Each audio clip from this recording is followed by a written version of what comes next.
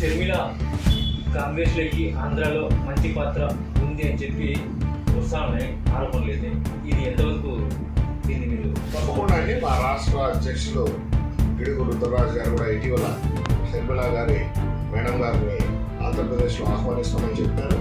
మరి all India Congress కూడా ఆమె రాహుల్ గాంధీ గారిని, సోనియా గాంధీని, ప్రియాంక గాంధీని కూడా కలిసి ఉన్నారు. అన్న జరిగిన హైదరాబాద్ ఎలక్షన్లో కూడా తన వంతు బాధ్యతగా కాంగ్రెస్ పార్టీకి ఆమె మద్దతు ఇచ్చింది. ఆమెకు హృదయపూర్వక ధన్యవాదాలు మేము కాంగ్రెస్ పార్టీకి తెలియజేస్తున్నాం.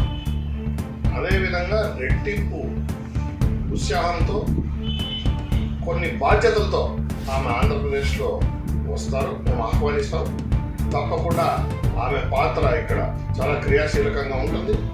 మా రుద్రరాజు గారు, మా పిసిసి అధ్యక్షులు ఆమెని ఎలా నడపాలో నడిపి మంచి రిజల్ట్, మరి ఆశయాలతో రాజశేఖర్ రెడ్డి తండ్రి ఆశయాలతో షర్మిల, ఆస్తులతో జగన్, ఈ రెండు మీరు చూస్తారు.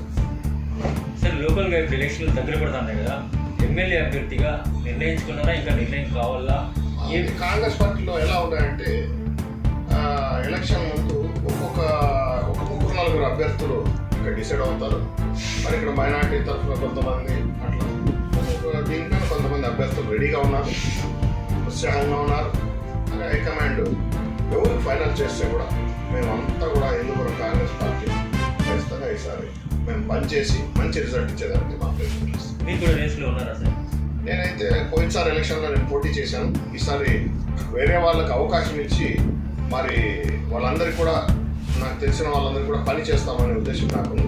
నేను ఈసారి అయితే నేను పోటీ చేసేకి ఇంకా నేను సముఖంగా లేను. వేరే వాళ్ళకి ఎవరికైనా అవకాశం ఇచ్చి సపోర్ట్ చేద్దాము అనేది నా ఉద్దేశం.